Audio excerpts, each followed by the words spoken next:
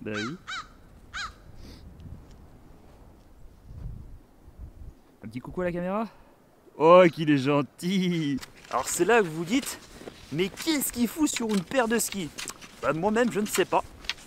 J'ai voulu tenter un truc et en fait c'est une mauvaise idée parce que autant niveau snowboard je gère, mais alors là déjà le ski la dernière fois que j'en ai mis c'était, je crois que c'était en 99, ce qui commence à dater un petit peu, mais alors là du ski de fond c'est une première. J'ai déjà mis 30 minutes pour les mettre. Oula, je le sens mal, ça va trop vite, Et du coup j'ai mis 30 minutes pour les mettre et j'arrête pas de me ramasser depuis tout à l'heure. Donc du coup voilà, bienvenue à Montréal. Putain, c'est l'intro la plus pourrie que je fais de ma vie. Je suis donc au Mont-Royal, c'est un endroit que j'adore aller pour me détendre. Enfin là en l'occurrence je me détends pas trop. Il y a beaucoup d'activités à faire, donc en hiver vous pouvez louer des skis de fond, des raquettes, des patins glaces. Si vous n'êtes pas fan de sport, il y a également les musées qui se situent sur le Mont-Royal pour en apprendre plus sur l'histoire de Montréal, la faune et la flore locale. Et également vous pouvez boire des petits cafés, donc ça va, c'est pas trop cher. De mémoire j'avais payé le mien 2,50 $, ce qui est franchement abordable. Moi je pensais que vu que c'était un truc un peu touristique et divertissement, et ben, je pensais que ça allait être plus cher que ça. Ben non, franchement ça va. Donc du coup voilà, et je vous emmène donc visiter Montréal.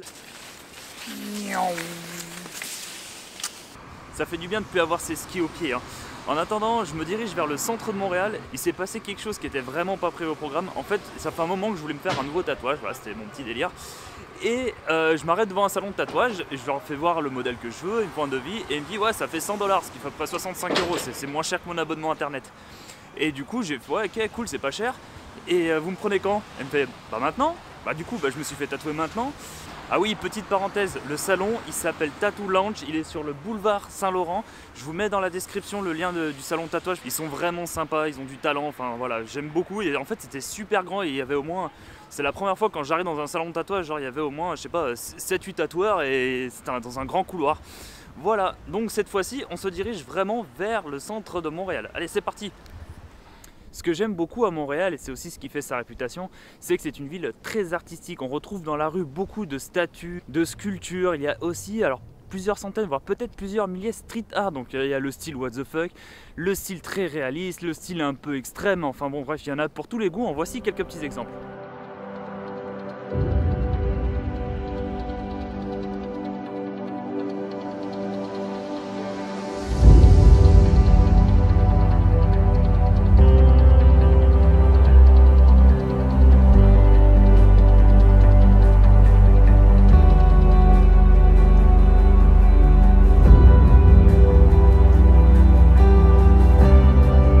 Alors je suis actuellement au vieux port de Montréal, c'est un autre endroit aussi j'aime bien aller. Et alors juste derrière moi il y a le fameux fleuve de Saint-Laurent. Et en fait ici, alors je parle beaucoup des patinoires dans ces vidéos, mais cette patinoire en fait elle a la particularité, c'est que ça fait, je sais pas si on voit bien, hop, ça fait un circuit.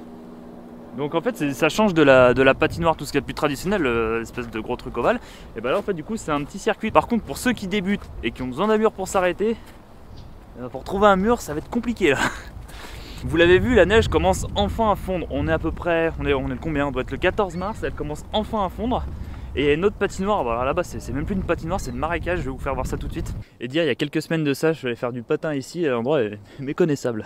Alors en fait, comme j'ai pris du temps pour tourner cette vidéo, parce que j'étais très occupé avec mon boulot, et j'ai eu énormément de problèmes à résoudre, du coup on arrive à la fin de la saison d'hiver là. Donc en fait, visuellement c'est pas très beau, il y a quasiment plus personne, parce que les patinoires sont fermées. Il y a la grande roue, donc ça on peut la faire été comme hiver. Et en fait ici il y a une tyrolienne qui part de là-bas, qui part jusqu'à là-bas.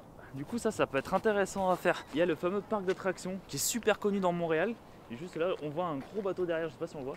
Mais bon ça encore une fois c'est une activité qu'on peut faire l'été, parce que l'hiver quand il fait moins 20 degrés et qu'il y a 1 mètre de neige c'est peut-être pas des plus agréables. Et puis là c'est pareil, il y a toutes les boutiques malheureusement qui sont fermées. Mais on reviendra cet été pour faire un petit tour dans ce parc. Par contre je suis en train de voir aussi la neige qui est en train de fondre à une vitesse phénoménale. Demain ils annoncent 11 degrés. Et la dernière fois qu'on a eu ça en fait dans Montréal, les rues c'était vraiment des torrents d'eau. Il fallait limite sortir le Zodiac pour se déplacer quoi. Donc là je vous emmène enfin dans l'endroit que je préfère le plus à Montréal. Ah yeah, je suis enfin dans l'endroit où je vous parlais tant depuis tout à l'heure. Je suis à la place Jacques-Cartier située dans le vieux Montréal. Mais alors Jacques Cartier c'est qui? Petit cours d'histoire.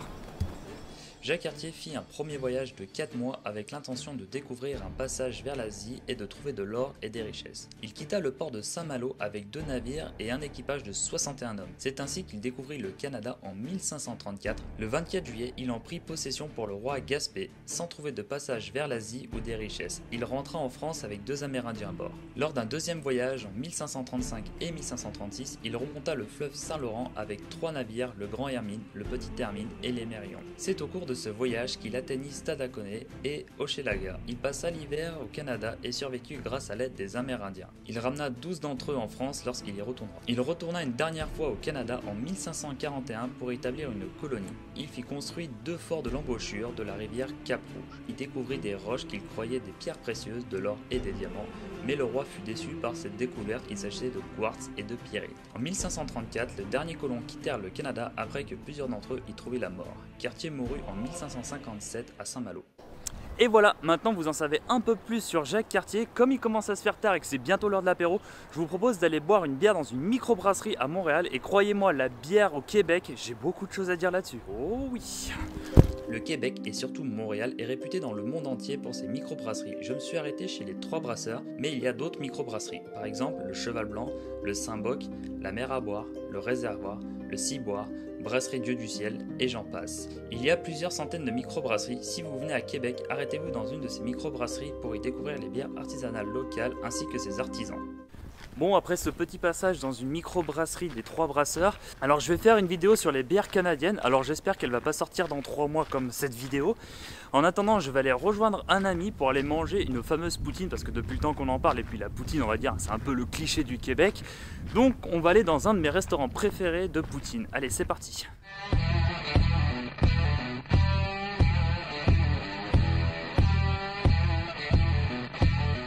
Et voilà, je viens d'arriver à Poutineville avec le poteau Monor. Alors vous le savez peut-être pas, enfin si, vous le savez pas, j'ai rencontré Monor la première fois au Japon, donc une soirée Bonjour Tokyo, qui est maintenant depuis le temps ouvert un bar. Donc je vous laisse la description du bar de Bonjour Tokyo si vous voulez rencontrer des Japonais ou des étrangers discuter en français, en anglais et en japonais. Et Juju en plus, il est adorable. Voilà, Juju, si tu vois des vidéos, on fait des bisous. Et quant à nous, on va manger une bonne poutine. Et ça m'a l'air d'être bien plein surtout. Poutineville, exactement. Allez, c'est plein de chez plein. Bon alors, la particularité de Poutineville, c'est qu'on peut choisir sa poutine. Alors ça ressemble à une grille de loto. Alors on va commencer par large parce que le 1,90 m, il faut le remplir.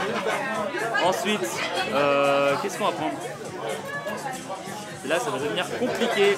Alors déjà les œufs, la dernière fois j'avais mis des œufs. Hop, ça on voit bien. Hop, on va mettre des œufs. Ensuite, du jambon. Tiens, on va mettre du maïs pour le fun. En fromage, du cheddar.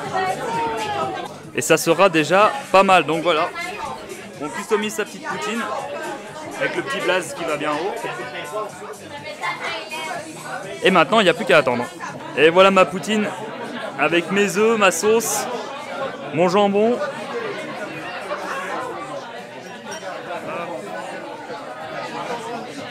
Celle du chef.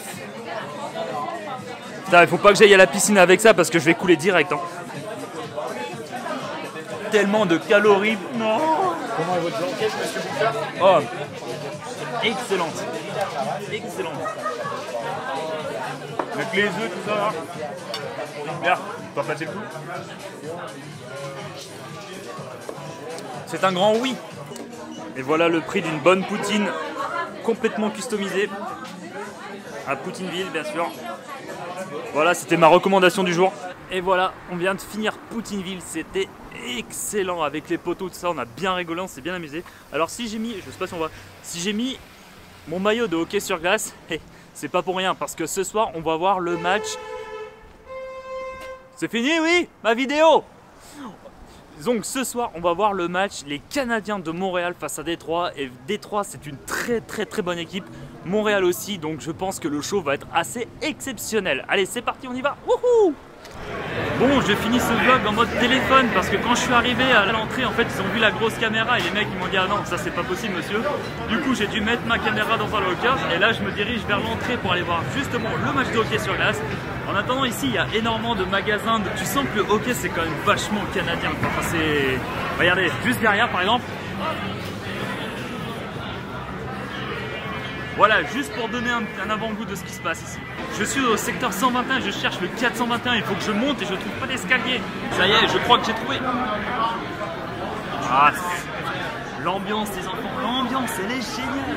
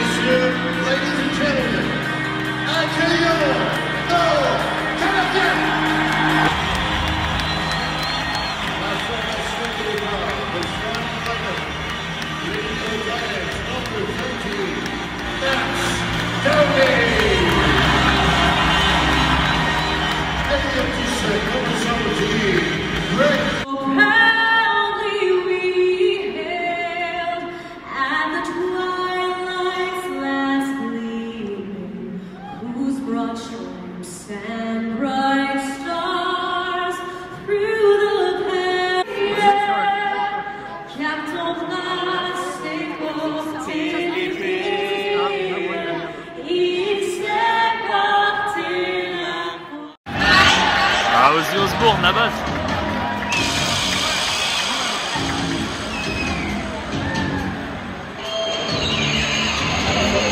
Ça va mettre l'ambiance ici. Bon, bien sûr, qui dit match dit bonne bière et un semblant de hot dog. À 22 balles le tout, ça fait quand même mal, on va pas se mentir.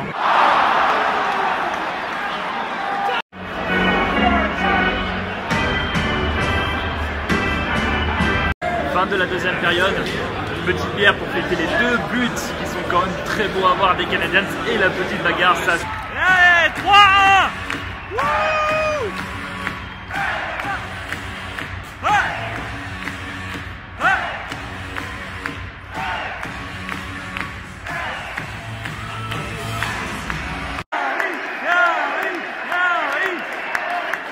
J'ai plus de batterie, dépêche-toi.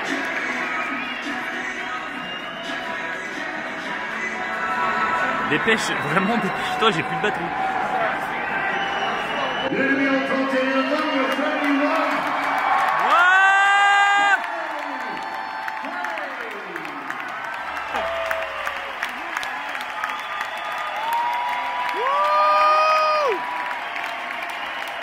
Très belle victoire de Montréal face à Détroit, 3-1 pour être précis. Alors Détroit c'est une très belle équipe, hein. Ils sont vraiment très forts, c'est pour ça que je voulais voir ce match parce que je savais que j'allais pas regretter.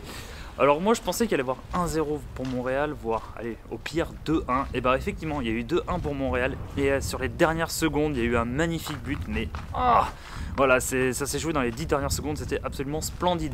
Et alors l'arrêt de Price, oh là là, je sais pas si je vais trouver les extraits sur internet, mais il faut que je vous remette la diffusion parce que c'est absolument magnifique son arrêt. Voilà, donc vous aurez vu qu'à Montréal il y a énormément de choses à faire et à voir. Encore désolé pour la qualité de ce match niveau matos, parce qu'en fait je sais qu'on a le droit aux petits appareils photo pour tout ce qui est match de hockey sur glace et trucs comme ça, mais en fait moi j'avais ma grosse caméra, du coup à l'entrée bah voilà, je me suis fait coincer. J'espère que la qualité est un petit peu au rendez-vous, hein, même si je n'attends pas des miracles. En attendant, j'espère que cette vidéo sur Montréal vous a plu, hein, que ça vous donne envie d'aller visiter cette ville. Quant à moi, je vais vous laisser, je vais finir de fêter la victoire de Montréal par rapport à Détroit avec Monor. Justement, en parlant de Monor, je vous laisse la description de sa chaîne YouTube dans la description. Vous allez voir, c'est un gars super niveau voyage, il a énormément voyagé aussi. Il fait des vidéos vraiment très intéressantes. Quant à moi, ben, je vais vous laisser. À la prochaine et portez-vous bien. Salut!